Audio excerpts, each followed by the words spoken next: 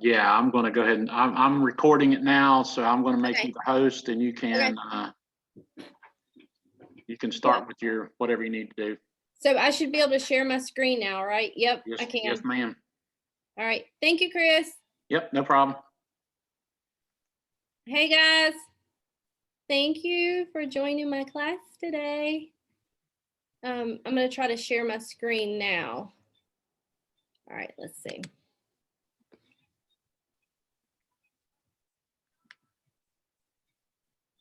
Okay, can everybody see that? What time you got to take, Carter? We're at. All right, I'm hoping everybody can see this. Can you? Okay. I want y'all to participate with me today. Okay, so this class is a class on the art of negotiations. As you know, right now, it is definitely a seller's market, and sellers are getting offers, like numerous offers. So let's think about and let's talk about some things that can make you stand out as an agent. I like this saying. Well, actually, I need to start it from the beginning. I don't know why it started in the front. Anyway, okay. How to master real estate negotiations. I like that saying. It says, I'm basically a full-time psychologist who shows houses every now and then. I'm sure everybody knows how that feels. And if you don't, you will soon. So my next slide, in the real estate negotiation, buyers and sellers push back. Basically, it's a back and forth, back and forth. If the buyer does not ask, then he won't know, right? If he doesn't, why not ask? Because if you don't ask, you don't know what the response would be. While sellers, of course, they want the highest price and buyers want the best deal. The two have to meet somewhere in the middle to get the deal closed. Negotiating for a home is important because it's the largest asset most people will own. And it's potentially a lot of cash at stake, most definitely. But you got to remember, one party always has the upper hand, always. Right now, I feel because it is a seller's market that, of course, who has the upper hand? It's the sellers. Yeah. So I want you guys to unmute your mics. I'm going to ask you all to unmute your mic, because I want you guys to participate with me. All right. Hey, guys, I can hear you now. Hi, Paula. Okay.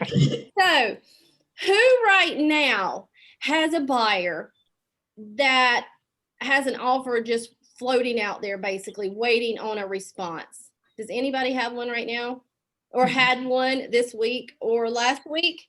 Okay, Alicia, How many offers did that seller have? Over 10. Over 10? Wow. Okay, so is it still active, or so it went under contract? I'm sure, sorry. That's okay. So I lost one too. I mean, it is what it is. So in a buyer's market, the buyers, they will have the upper hand because they have multiple of homes to choose from. And they're like, well, if I don't like this or don't like what the seller is responding, I'll just walk. I can find another house, right? Well, that's not like that in this market. It's definitely a seller's market. So there's bidding wars, there's multiple offers. The homeowner can be as picky about the terms, and there's a lot of terms that's on a contract. It's not just the price. And so you have to do the real estate dance. I know a lot of calls that I've been receiving on some of my listings that I have sold in the past is the agents will say, what is most important to your seller? Because they know there's multiple offers, so they want to stand out. Sorry, guys. So, I mean, you are more than welcome to ask that. There's nothing wrong with asking that question. Of course, if you ask me that question, I'm going to say all terms are important to them. I'm not going to probably hint to anything. So in this market, the likelihood of a seller wanting to drag out the negotiation is slim to none. Because if they have 2 other, 3, 5, 10 other offers, they're not going to waste their time negotiating with one. They're going to want to pick an offer and they're going to want to get it under contract. So when you send an offer over, of course, an offer to be legit, it has to be in writing. I can, and I've done this, I've been guilty of this, call and say, I'm leaving the listing right now. I'm going to write it up, but can I at least go ahead and send you a verbal offer? And then I'm going to go reduce it to paper in like 10 minutes. I've definitely done that. But just know if another offer came along, that seller can definitely take it because I have nothing in writing. So just make sure, don't ever tell your buyer, they verbally accepted our offer, because that's not going to hold up. They can accept another offer if all parties have not signed a contract. So you can, let's think of some things that can make yourself stand out with the offer. When you write an offer, all line items on that contract should be filled out. And I don't know if you guys seen the publication, I think it was yesterday from the Real Estate Commission. Somebody had wrote in, my seller had accepted a verbal offer and it was written, but by the time they signed it, they got another offer. And the original offeree did not put a closing date. Well, in order to be a contract, you've got to have a time frame of closing. So the Real Estate Commission basically said legally you don't have a contract because it cannot be open-ended. So just make sure when you send a contract in, make sure everything is filled out. There is no questions at all. So when that seller looks at it, they're like, well, everything's filled out. I have copies of checks. I have the mineral oil and gas rights. I have the property disclosure. I have everything. So you just want to make sure everything like that pertains to that property is with the offer. And I know some of you, if you've ever had a listing, you get an offer from an agent and you're like, well, they didn't put really a due diligence date or a close date, or, they didn't write how the deed is to be made out to, and that takes time from the listing agent to reach out when they don't have to right now because it's a seller's market, right? So just make sure that it's a very clean offer when you send it. So what items on the contract can be negotiated? We know price. We know the earnest money due diligence, the due diligence date, the closing date. What else? Loan terms. Because if you send me an offer, let's say if an investor hasn't held a house for, I think it's 90 days and they put it back on the market, it's not going to go FHA. So those are kind of things that's negotiable. If your buyer can go a different loan option. Is there any other items? I'm pretty sure that's all is that it? I think so. So just remember, there's constant negotiation. There can actually be constant negotiation all the way till the deal is closed. Okay, then my next. So this is what I look like when my client's offer is accepted.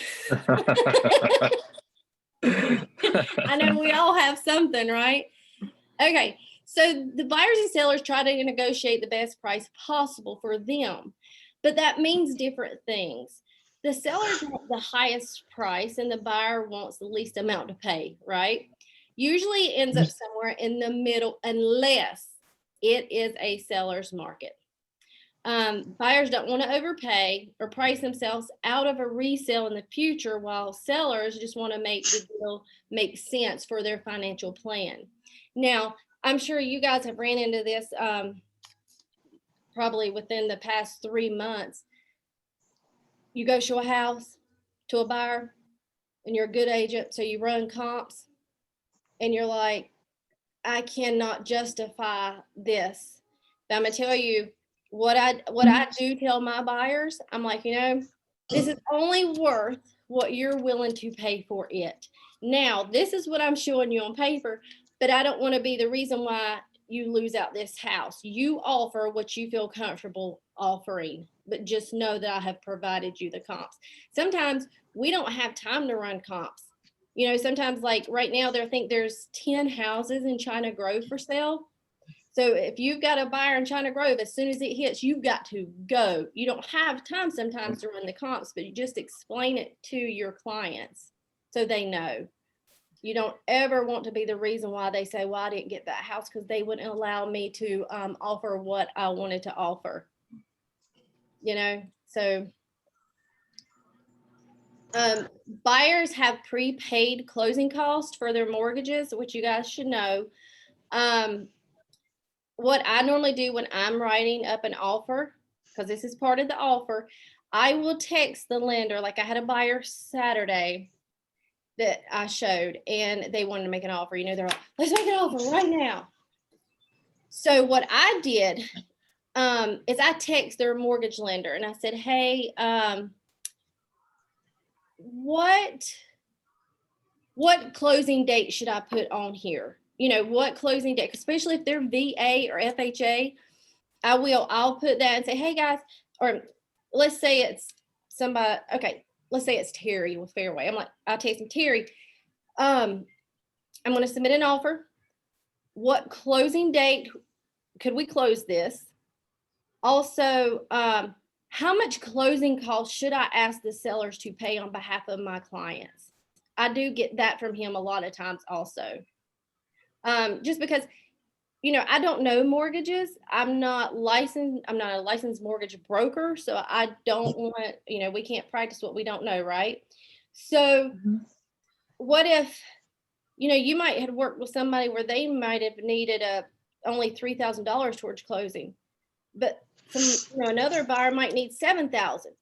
You don't want to quote what one buyer needed to the $7,000 and then they get to the closing table, or they've already in due diligence and they're like, well, I don't have that additional money, for closing costs. So always rely on the expert in that field. Okay. So because they're going to have to figure out, what taxes, they have insurance. They need to know their closing costs, the percentage, what's allowed. Sometimes you can do, the seller can pay 3%. I think there are some mortgages that the seller can pay more on behalf of the buyer. So that's where the lender would be the best to tell you guys.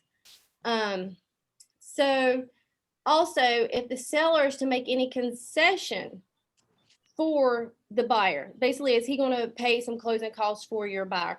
Right now, if you are in multiple offers, what I've seen, if my client needs closing costs, more than likely, I'm going to have to go over the purchase price to include that amount. So basically, the seller would still be like he just accepted a full offer. And still, sometimes you still don't get it, so if you can, sometimes it's great to have buyers that you're like, we don't need any closing costs. Let's just write up a clean offer, no home warranty, no nothing, and get it. But just make sure if they say that they understand their down payment is not included in their closing costs. There's additionals above the down payment. So sellers can also negotiate the speed of when it can be closed. So, like FHA and credit union and USDA sometimes take longer. I think the credit union right now is at 45 days. But that's another thing. If you have a mortgage lender that you have a really good relationship with, just text them or call them when you're writing the offer and say, how fast can we close this? Because that's the best person that'll be able to tell you how fast they can close it. Okay, so also you maybe want to close at the beginning of the month so they can skip the next month, which is always nice. That is very helpful if you've got somebody that's renting. because they basically can still pay their rent, but skip their house payment, but own the house while they're moving in, if that makes sense. You have financing contingencies. The buyer can also ask for a home warranty. How many of you guys like ordering the home warranties for their buyers? What is y'all's pros and cons? Yeah, I normally always ask the seller to pay for a home warranty for my client. I personally keep one on my home. I renew it every year. I mean, I've heard some horror stories, but what I would avoid is not ordering one just because you don't like ordering them. Because if the buyer finds out that was an option that they could have had a home warranty and their heat and air just went out, guess who they're going to call? Why didn't you tell me I could have got a home warranty? So it's better to have it and maybe never ever use it than not have it and then be like, well, I could have used it. And then we get blamed for it, right? So let's face it. At the very core of your fiduciary duty to your client is the idea that you need to work hard to get them the best price. And y'all, I know sometimes it's hard. It is very hard, especially if you got like 10 offers. You know, you got 10 offers or 12 offers, but you can't shy away from it. You have to just toughen up and learn to do it. And if you need help, I'll be more than happy to help you. I know Chris and Dina would be. You know, if you guys ever need help, we're here for you guys. Just negotiate. You might have to push your buyer a little bit. What I've had to do before, you know, if they're like, this house is 220, and say we got 10 offers on it, and they're like, oh, well, I'll go to 225. And I'm like, well, if that's what it's worth for you, then just let's go in this at your highest and best, because the likelihood of them coming back to us with a counter is slim to none. So let's just go in with what is your highest and best. What is a price that you're comfortable with paying and wouldn't be upset if you lost it? I had one guy, he lost a house over $250, you know, and I'm like, my goodness. I wanted to say, I told you to go up, but he didn't listen to me anyway. So I always say, what would you be okay with losing this house at? You know, at that point, because right now the interest rates are so low. So even if you go over by 10 grand or more, you can, you know, definitely check with your mortgage lender, but it's not going to, you know, just don't go out and eat one month. It's not going to change by a whole lot. Okay, so I love this, y'all. I feel like this. I don't feel like Rocky Balboa. I feel like this other guy most of the time. Can y'all see that? Yeah. Okay. Many agents, they make the mistake of starting every negotiation as if they were going into battle. Not only will this annoy the listing agent, you will more than likely will have to work with them again, but it can actually hurt your client's interest as well. Instead, learn how to take the issues and focus on solutions instead of turning everything in an adversary crisis. Your clients and fellow agents will thank you. I can tell you right now, and I wish Kim Draculich was on this. I don't know if she is or not. I can only see 3 or 4 people. She's won clients because of this, and I have too, because we can't steer our clients ever, but we can educate them. And if you've got a house listed and you've got 10 offers, or let's say 5 offers, and you go through every single one of them, 9 times out of 10, that seller's going to be saying, have you worked with these agents before? Or I won a multiple offer situation last month because I had the buyers. And the agent told me, she said, you won this because I've worked with you in the past and the other agent was difficult. And I know you're not difficult. So we picked y'all. I mean, I don't know if she was supposed to do that, but you know what? This is why I tell everybody, do not create enemies in this industry. And the agents that start out like this fighting, we're not party to the contract. We are middlemen. Who are the parties to the contract? It's the Buyers and seller. sellers. Yes, that's it. We have to try our very best to remove all of our emotions, because yeah, I mean, we can get emotional because we're like, we want that commission check, or we feel like we're being taken advantage of or whatever. But you can't let it dominate or dominate or bully another agent. You just cannot, because you more than likely will have to work again with that agent in a cross sell. And it's not fun. I know some of the agents that have been doing this a while. I bet I can ask every single one of you. I bet you have at least one or two agents, when you see their name on an offer, you kind of cringe, because you're like, here we go. It's going to be a battle. And I'm going to feel like this blonde-headed man right here. That's how I'm going to feel when I'm done. And I don't like Let me answer. Let me answer that one. Okay. You know. Yeah, I do. I feel I won't say any specifics, but yeah. Chris you're can right. tell you, I have felt like this probably for 2 months now. And it's like, that's what I tell agents all the time. You've got to remove yourself. You have to. Not only can the way that you are conducting yourself, it also shows sometimes your clients, oh gosh, this lady's crazy, or this guy, you can rub off your feelings on to them, right? So, and I want to preface this. It is a code of ethics violation for you to badmouth any agent to anyone.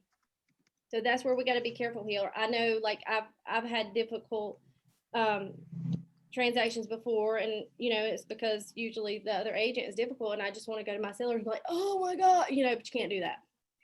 So you can do that to your husband. You can talk to your husband about it, or your spouse, your best, I don't even know if you ought to say your best friend. So just don't take it out on other agents. I know it's hard, believe me. And I don't want to feel like this blonde-headed man anymore. So does anybody else have a story that, no, we can't talk about anybody, but where they have felt that it has been from the very beginning, it has felt like, very confrontational or just brutal? Like, if not, I'm just jealous of y'all right now, because am I having them all? Nobody? Okay. Well, I'm okay. Good for y'all. Hopefully you won't. Okay. Awesome. All right. I'm gonna go to the next slide. Calculate the value of the property. Then the asking price is the starting point of negotiations. But here again, in a seller's market, we know we can calculate. I can have it on paper. I can have the most beautiful CMA you've ever seen. But if you got 10 offers, more than likely that CMA is probably not worth the paper it's wrote on, other than for it needs to still go on your dot loop. Okay. Because it's going to go over. It is going to go over. I know right now, I don't really know the projections. I'm hoping this spring that more people will be listing their homes. I think COVID has a lot to do with people not wanting to list their house, to tell you the truth. We had our board of directors meeting this morning at the association, and they brought up, there's a lot of agents that's not following the COVID guidelines while showing houses. So you guys just please make sure you're doing that. E&O does not cover COVID sicknesses if you subject somebody to it. So just be very careful, because right now, when I know in this market, when you go show a house, there might be a line of people out the door. That's what I seen yesterday when I went to show a house. So just make sure that you follow the COVID guidelines. And also, if you're listing a house, don't allow overlapping showings. Okay. So anyway, so in a hot market, it may require an offer above present market value to get the home under contract. Many people want to lowball Making an offer that will never be accepted. I advise against this. Who's ever had a buyer that says, I want to make an offer, but I'm going to go in low? And you're just like, oh, I know everybody's had to. Oh my goodness. So, but we have to, right? We have to, we're sitting there writing it up, just cringing the whole time. So advise against it, but it does not reveal anything about the seller's position. I like to offer just below the minimum the seller is likely willing to accept. This is in a buyer's market, okay, guys, not in a seller's market. At least if it's a buyer's market and you offer a little under, and let's say there's no multiple offers, it will force the seller to at least accept it, or they're gonna counter offer back with you. Okay.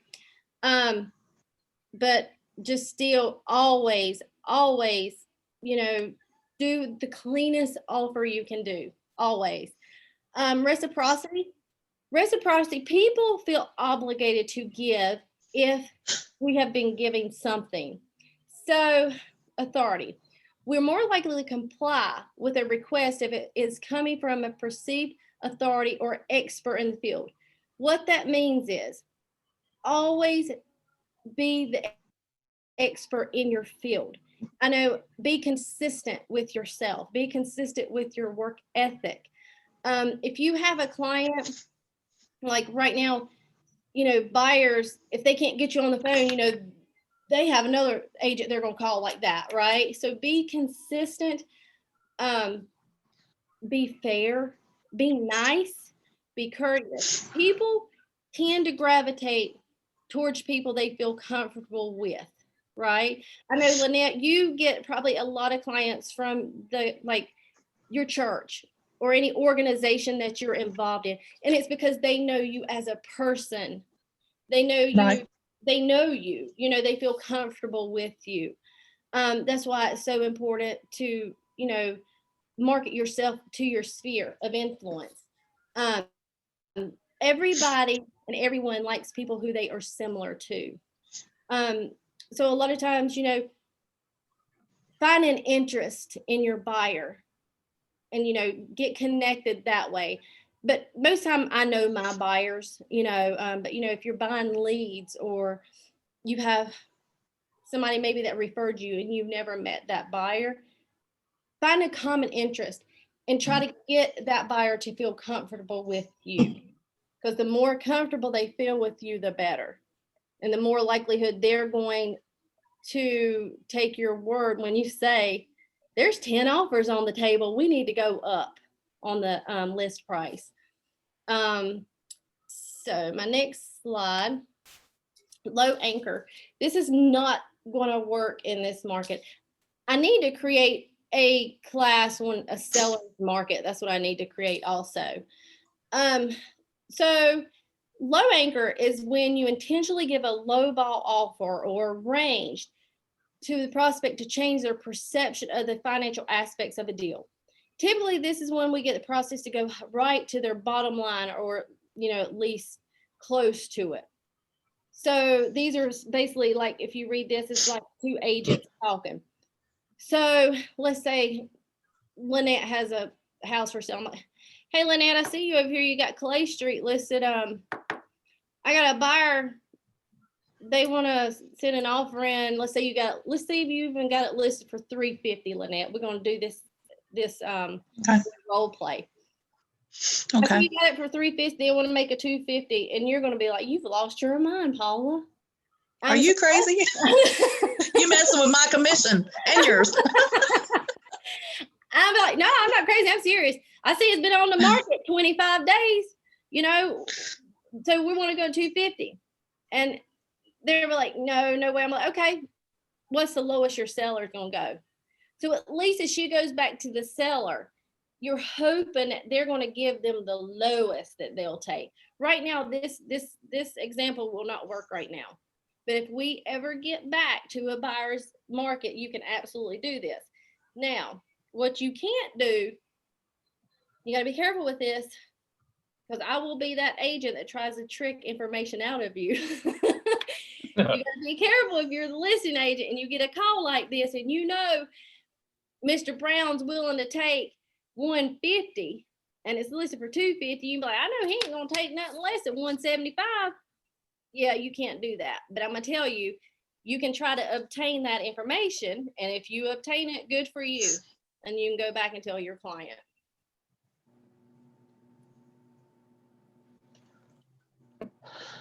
And I think, I went through that pretty fast because I figured y'all would have like more. Y'all have any questions, or is there anything y'all want to discuss?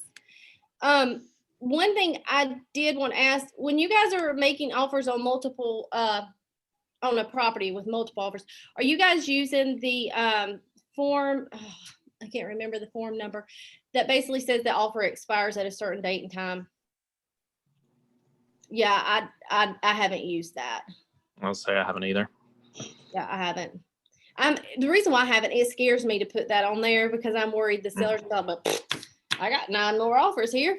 That's fine. Right. So, but the only I can kind of see using it if you've got a buyer that likes this house, but then there's another house that they want to make an offer on. Well, if they got an offer floating out here and it doesn't have the expiration, what are they going to do about this one? Right. Right. So I could see, and I can see that happening right now a lot. So that's where you might would want to use that document, that form. You see, just recently, I was working with an agent, and it was taking her like maybe 2 or 3 days just to respond. So that's where I would have been a little hesitant to do that as well, because we spent about a week going back and forth, and in total it was only about maybe 3 or 4 emails. So, I mean, if I would have put a time frame of 4 or 5 days, then it would have kicked the offer out anyways. Why was it taking so long for her to respond to you? I'm not sure. Okay. I'm really not. It's just she was slow about it, and I mean, every time she would respond to me, it'd be within an hour that I'd respond to her. But hey, I guess she just wasn't in a hurry. Yeah, Chris, what is the time frame that you have to deliver an offer to purchase to your seller? Is it 24 hours? There is no time frame. It just says immediately. It's what the real estate commission says. Okay. What is the likelihood of I know offers, you have to submit all offers. In their time, you saying that one's immediately, right? Yes. Okay. Okay. Does anybody else have any questions or comments or stories? I learned the best from stories. I think everybody kind of does. Hey, Paul, I have a question. Okay, hey. When my clients, I send a document, an offer, or a form in .loop, and let's say the offer, and they sign it, and they return it to me. Do they already have a copy of it? Do I need to resend it to them? So I have the same question, and I think Chris had told me, I know somebody told me that they do get a copy. I know I sent a sample one to my husband just to see how it looked. And he said, yes, he did have a copy. But now I think that link expires. So what I have been doing is I have been actually emailing them everything like in a, one email that has everything that they have signed. So that way I have proof that I have gave that to them. Also, if you have some clients that do not do electronic signatures or .loop, and you have to, meet them to get wet signatures, make sure that whatever they sign, you have to meet them again, that they get copies of every single thing that they've signed. And you need to document it somewhere. Like what I normally do is I put the date and the time that I gave them copies, that they received copies. What you could also do is on the professional service and disclosure, there's 2 blank lines there. You can write copies delivered to client and just put the date and the time and have them initial that they received it. Because I know an agent that got a complaint against him because she said that she didn't receive her signed copies. She was an elderly lady, And I don't know what made him take a picture of that file folder when he gave her copies. And thank goodness he did, because he could prove he gave her the copies, because he had a picture of it on his cell phone. Does that make sense? Yeah. Okay. Anybody Oh, else? I have a question. It's Rick Wilson. Hey, Rick. How are you today? Good. Hope you are. I'm doing well, doing well. When it comes to, I know speed is becoming very, very important in this competitive environment in terms of making offers. So we don't get a chance, like you were commenting earlier, to do a comprehensive CMA in many instances, because to wait is to lose. But on the other hand, my concerns are, making offers that are accepted but don't appraise. Balance that out for yourself. You cut out the last little part. I couldn't hear you. It So sounded like robot talk. the concern I have is in the speed to make competitive offers to make sure that our buyers stay in the game. And we're not able to do comprehensive CMAs. That there opens the opportunity for actually overbidding, so to speak, and the chances of the home not appraising for the purchase price. Yes. So how do you address that with your buyer and in your offer to the listing agent? So what I do is, if I'm there and they're like, let's make an offer, and I've ran numbers, or say I haven't ran numbers, because literally, I mean, if you go show a house, more than likely they're going to have 3 offers by the end of the business day. So I tell them, let's say it's listed at 250. Sometimes, most of the time, I will text the listing agent before I even go. I'm like, hey, how many offers do you have? Okay. Really, they're not supposed to tell me. They're not supposed to tell me unless they have permission from the seller to tell me. Okay. Right. But they'll normally tell you, hey, I've got 3 offers. I got 4 offers. Right. So I take that information to my buyer and I'm like, hey, this is what it's listed at. It's got 4 offers. What is it worth to you? What is it worth to you to pay for this house? Now, if it doesn't appraise, we're going to have to try to renegotiate, but the sellers don't have to. So if they don't negotiate, then you can't perform unless you're going to make the difference up. So therefore, we're going to have to terminate the contract, and we can terminate the contract, but you've just lost your due diligence money. Right. And usually 9 times out of 10, they're okay with that because they want that house. And what you've done is you put it back on them for what is it worth to you? If you lost this house, at what price would it be okay? And that right there is better to me, I think, than saying, well, she's got it listed at 250. My comps is coming in at 215. Because I can tell you right now, you won't get it. And I can about guarantee you your buyer's going to say for the rest of their life, yeah, I wanted that house on Southbridge, but my agent wouldn't submit it for me because they said it was only worth 215 and it went for 275. Yeah. So, I mean, yeah, right now in the seller's market, you should still absolutely run a CMA because that's part of what's required in .loop. And the real estate commission, if real estate commission says you need to run a CMA, but still you can tell somebody all day long, that house to me might be worth 80,000, but that house to somebody else might be worth 160 because they want to live there and they want to raise their family there. Right. I know I've had a couple houses sell here recently and I'm like, oh gosh, this house is not going to appraise. I'm just in the back of my head thinking, oh, here we go. I don't feel like, and it does appraise. Even though I cannot justify at all by my CMA how it appraised, but it appraised. Yeah, I ran into that too. Speaking of CMAs, something that, are we going to offer a class on CMAs at some point? Or I think we've had one. Didn't Trish do a CMA class, Chris? Or is she doing I believe she did. Yeah, I may have missed that. Yeah, I'm- we can definitely try to put that on our calendar again, because that would be a good class. Yeah, because if we're gonna do a CMA, I wanna, you know, because we have to do, I assume we do CMAs and we adjust, is that correct? Some do, some don't. Okay, If you can find, it depends on, it's all going to depend on the property. It's going to depend on the home. right, right. Yeah, because like, you know, it's hard for me to know what the value difference between here in between two car garages, making this up, and a one car garage. Is that Absolutely. $7,000, $10,000, you know, that kind of thing. Yeah. Yep. Anybody else?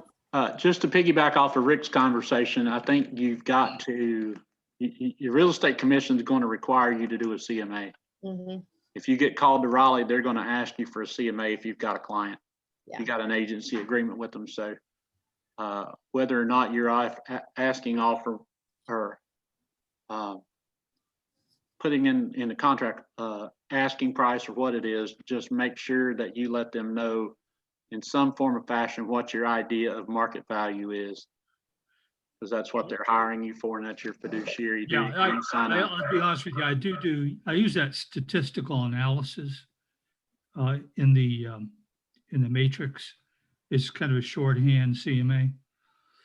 So, The RPR, if you guys aren't using the RPR, it's a realtor resource. It is awesome. And it's free. It's in Matrix. I've got time. I can pop over and show you guys what it looks like. Is anybody on here using that? I love to use it if it's fast and convenient. It is amazing, and it looks so professional.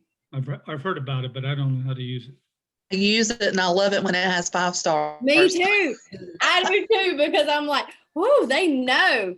The 1 star scares the bee jabbers out of me. The 1 star I don't even use. I might use like some of the statistics or stuff like that, but other than that, I'm like, I'm not using none of that. I'll show you. Let's see. Can you guys still see my screen? Like, did it pop up? Realtor's Property Resource? Okay. So this is No, what I don't see that. you don't No, see. I Yeah, don't we- see it. No. The slideshow. Just see your PowerPoint. Oh, You need to, Paula, you need to stop sharing and then start sharing again. oh yeah, because I know how to do that. Let me figure this out. Okay, stop sharing. There you go. Okay. Now I see you. Now share it. Go pick the Okay. screen you want to share it on. Okay. Let me go. Where'd it go? Okay. Okay, can you see it? Yep. Okay, this is what the Realtor's Property Resource looks like. This is amazing. Now it's not like if I put my home and address in there, it's gonna be a 1 star or a minus because there's no comps, right? But like I'm gonna go show a house soon, and I know it's here in Kannapolis, so I'm just gonna use that address, okay? I'm just gonna see what this thing says that this house is worth. If I can type.